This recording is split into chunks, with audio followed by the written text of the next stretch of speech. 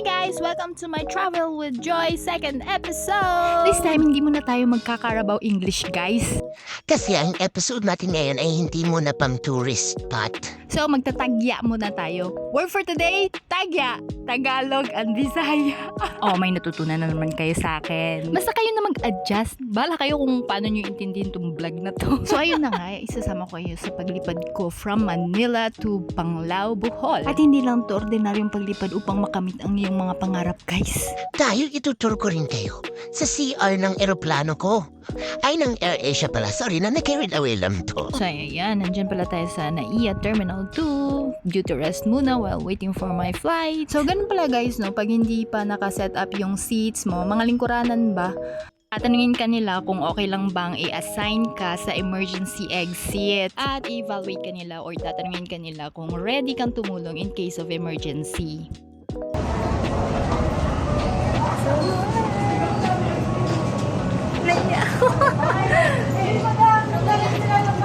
Shoutout pala sa pamangkin ko na si Alex na pinamana niya tong t-shirt na to sa isa ko pang pamangkin na si AJ na ipinamana naman niya sa panganay ko na si Zyke at ang mami ang may suot. Sorry na. Feeling ko kasi ang ganda mo kapag suot ko ang damit na hindi sa akin. Char. So, kabilang kami sa Zone 1 kasi nakaupo kami sa emergency exit and nakasama kami sa mga priority na papasok sa airplane. Noong tinuruan kami ng attendant kung paano buksan ang emergency exit, emergency door, emergency window. Bahala kayo dyan. Mariosep, guys! Diyos mio, Marimar! Baka sa turbulence pa lang, nauna na akong mahimatay. At sa awa naman ni Lord, wala namang nangyaring ganon at wala naman sanang mangyayaring ganon. At sa mga panahon na yan, may naisip na naman si Joyax. Hulaan nyo kung ano, Diyos. Samahan nyo kung tuparin ang isa sa aking mga pangarap. Kapit lang kayo guys at sabay-sabay nating tuparin ang Jaran! Ang paglibang sa kalibunan. Huwag nyo na i-translate sa Tagalog guys. Baka may matutunan na naman sila sa akin. Ito pala guys, ang itsura ng CR ng airplane ng West Air. Curious lang. It's the first time ko mag-CR.